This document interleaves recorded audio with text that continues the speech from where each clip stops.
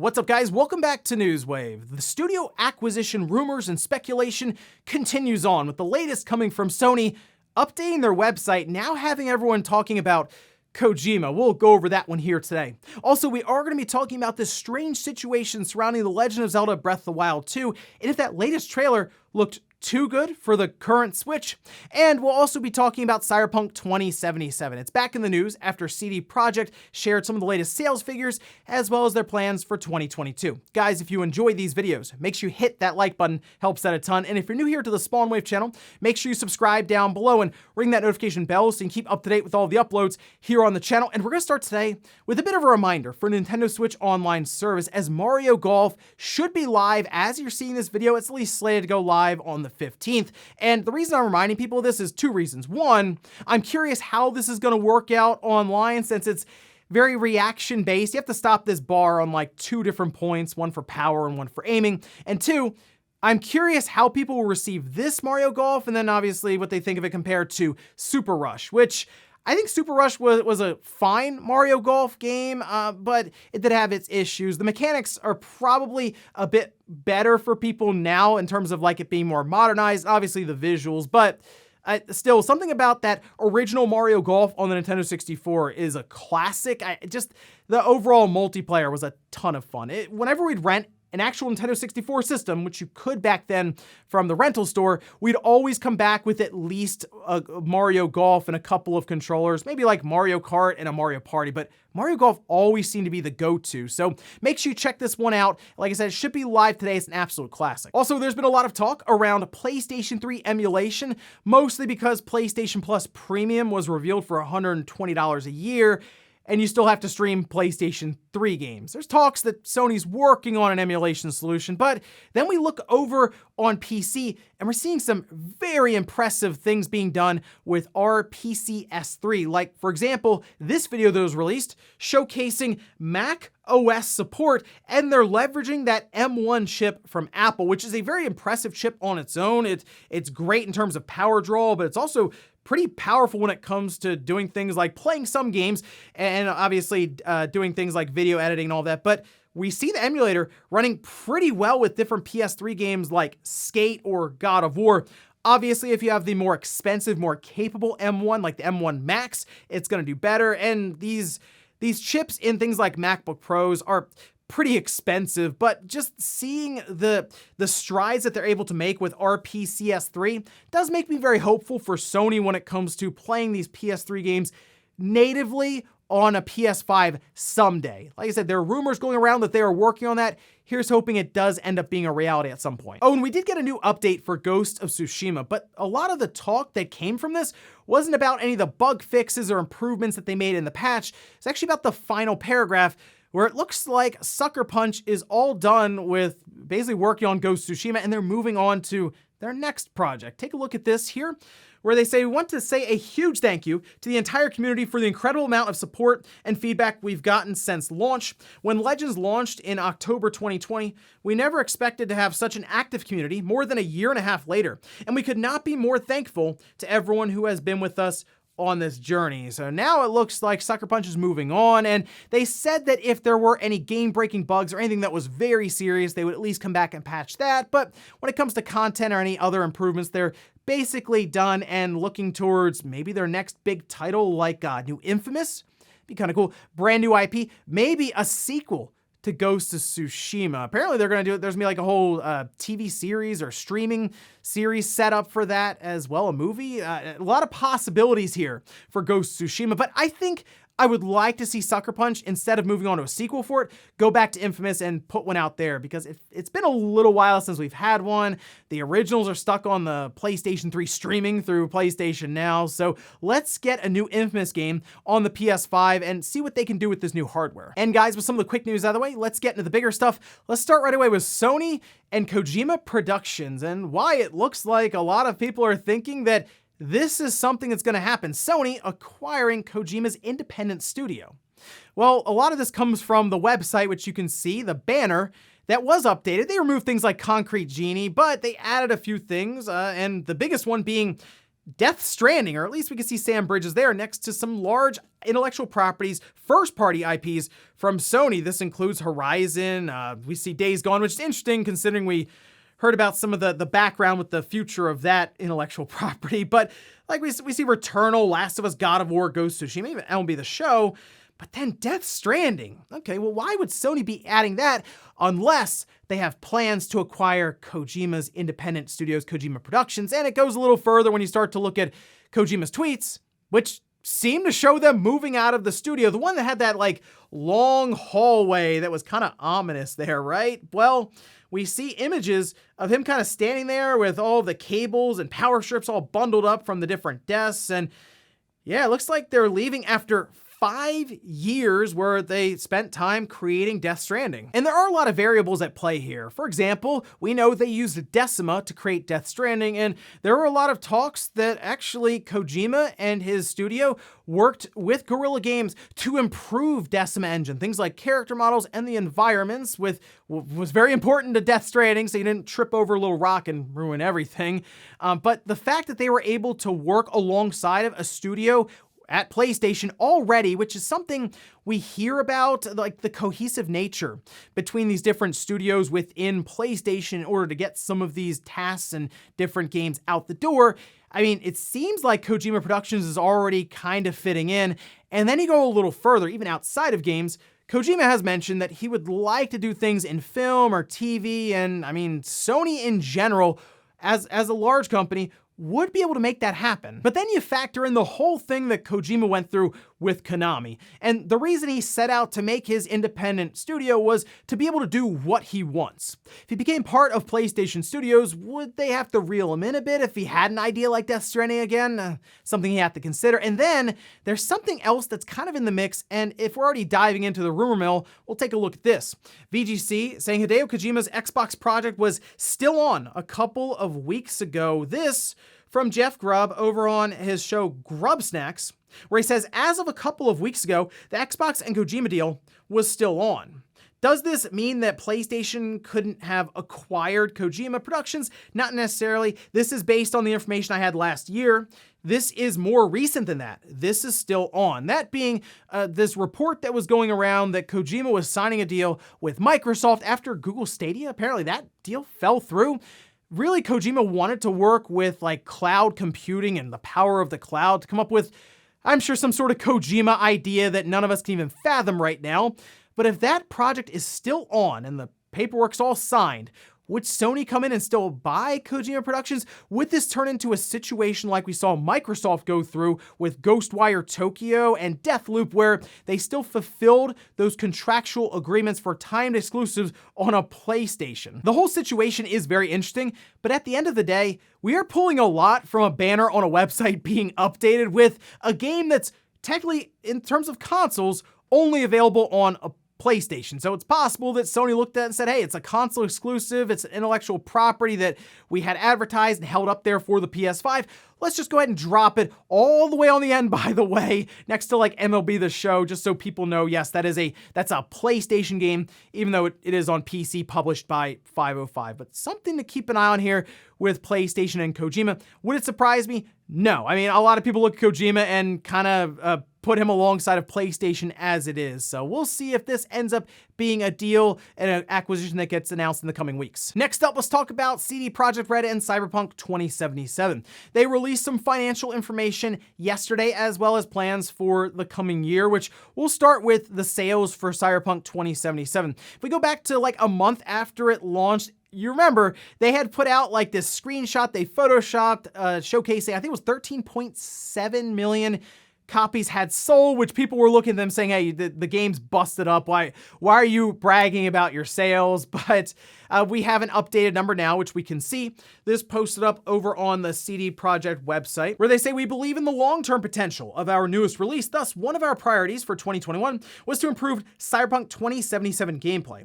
We are now satisfied with the game and encouraged by the gamers' reception of its next-gen console edition, which launched this February. Altogether, we've now sold over 18 million copies of Cyberpunk 2077. I'll admit that's not very impressive considering it's like, just over 4 million copies sold then over the span of about a year. The word of mouth really hurt this game, and I mean, rightfully so based on what they released and how they presented it, but they did go over their plans for the upcoming year, which we can see this production plans for 2022 slide, saying development work on Cyberpunk 2077 expansion. This is set to release in 2023, according to Cyberpunk's own Twitter account, and it appears this is going to be a pretty substantial story expansion, so we'll have to keep an eye on that because I'm sure they will showcase it more as we get towards the end of this year. Say development work on a new Witcher game based on Unreal Engine 5, further support for Cyberpunk 2077, development work on the next-gen version of Witcher 3, which, by the way, they had also gone over some sales numbers for Witcher. Witcher 3 has sold over 40 million units. That's very impressive. They have development work on an unannounced project, launch of a spin-off of to Gwent, further support for Gwent, and conceptual and research work on unannounced projects. So I'm looking at Cyberpunk 2077. Clearly a long-term play for CD Projekt at this point. I mean, they're too far in now, so they figure, hey, we've spent this entire year fixing the game, which tells me it probably released a year too early because now it's at least in an acceptable state where people can play it and it's not crashing left and right. I mean, frame rate and everything for last-gen versions with the PS4 and the Xbox One base, still not great, but they're looking at this saying, well, we'll just ride it out. Eventually the PS5 and I guess the Xbox Series will take over completely. They have the next-gen version out, all of this. But I wonder if in like 5 years, they have enough story content that's come out, they have like New Game Plus, all these extra things they've talked about. And we look back on it, and they have like this complete edition that releases. Will just the overall feeling towards this game shift? Like No Man's Sky. That was a pretty bad launch, but now people love this game, really do. So I wonder if 4 or 5 years from now, people look back at this game as becoming a classic over time with content being added in and more fixes. And if CD Projekt and CD Projekt Red are eventually able to redeem themselves. Let me know if you think that's a possibility in the future. Next up, let's talk about this strange situation around The Legend of Zelda Breath of the Wild 2 and our current Switch. Now, a lot of this talk came from DF Weekly, which is like the Digital Foundry's like podcast they do with a bunch of different pieces of news thrown in and put their analysis on it. And something they decided to go over was The Legend of Zelda Breath of the Wild 2's trailer. That's the one we saw, like kind of the busted up Master Sword. It went alongside of that delay, but something they mentioned, and I'll admit it was at least a thought at one point based on what was shown, is that the trailer looked really, really good. And we could see this post up over on IGN. This from Richard Ledbetter, John Linneman, and Alex Battaglia, who went through all of the footage, pointing out different things like volumetric clouds being present, which would be pretty difficult for the current 2017 Switch. We can see John Linneman says this trailer was interesting because the image quality seemed quite good. I was a little surprised by how sharp and clear this looked compared to the original in general. Alex Battaglia goes on to say, it could be the next Switch. It could be just what they rendered out, a trailer on higher resolution and higher settings. The only thing about that, though, is Nintendo, as they point out, doesn't typically do that. They try to at least show you something that's more representative of what is actually going to ship when the game comes out. They've played around with different things. They mentioned like Breath of the Wild on the Wii U. They played around with the draw distance, showing you, hey, see that mountain? You can go to that mountain. And then you can see all the little details around it, which it didn't really make it into the final cut of the game. They did point out perfect anti-aliasing, and if there's something we know about Switch titles is they kind of forget what anti-aliasing is in general. And I do think back to when Breath of the Wild was first being shown off for the Wii U, and if I had said, hey, that's definitely on Nintendo's next-gen system. Maybe it's also on this, but like they're clearly showing off footage from the next-gen system. I mean, technically I'd kind of be right. So that's why I'm looking at this saying it's not impossible. It would just be very strange for Nintendo to quietly reveal a Switch 4K or something through a trailer alongside of a delay for Breath of the Wild 2. I think the most likely scenario here is Nintendo grabbed it from like a PC that they are working on in a development environment so they can swing the camera around, do all these cool panning shots and things you won't actually see in gameplay, or it's just a pre-render trailer they came up with. Basically, technically it wouldn't be shown on a Switch, and using the Switch's capabilities, they want it to look as good as possible. I saw some people mention, oh, AMD FSR, that's what's doing it. AMD FSR isn't like a magic bullet that's going to all of a sudden make the game look incredible on the current Switch. There's a reason AMD FSR 2.0 is coming out, because even the first one needed some work, and then it's still not up to what we see with DLSS from NVIDIA. So my thought on this is, technically, it probably wasn't recorded off of a retail standard Switch, although there probably rarely is anyway, as they would use development kits to get the best possible angles and things that wouldn't be possible in the game itself anyway.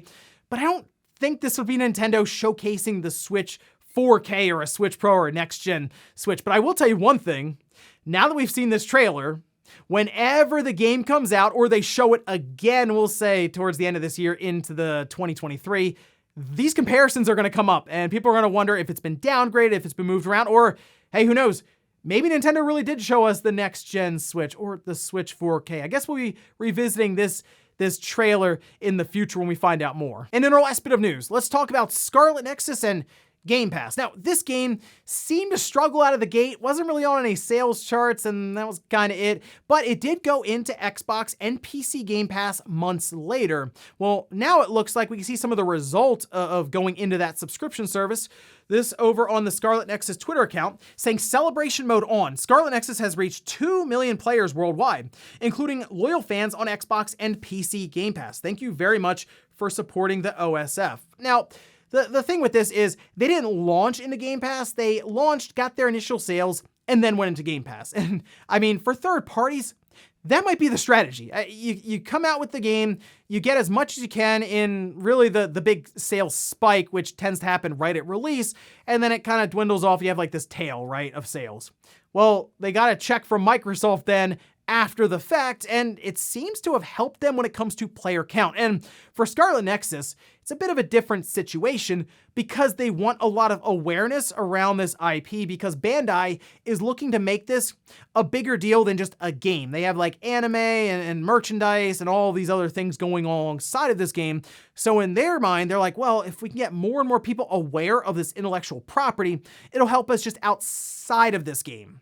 And who knows, maybe they want to continue on with more of the anime, and they want to make another game and then just build this up as a long-term property for Bandai. I don't necessarily think this worked for every single company out there, but it seems to be the third-party formula. Worked for Guardians of the Galaxy as well. So while day and date is still this conversation right now, I think most people can agree.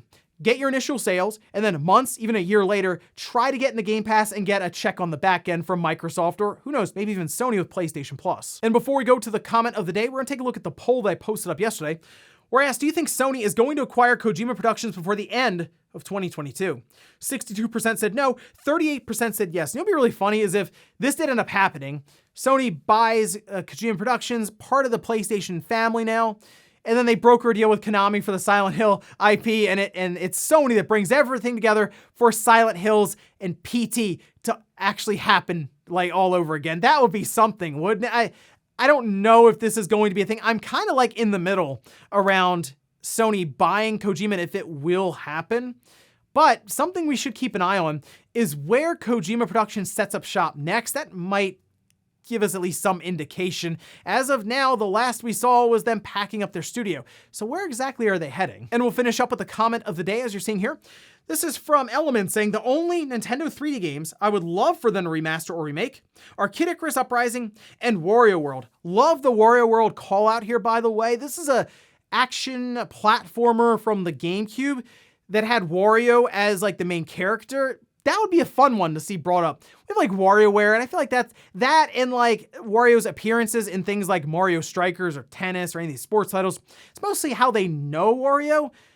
I think if you went back and got a 3D game like that, had Bandai do a remaster, that'd be fun.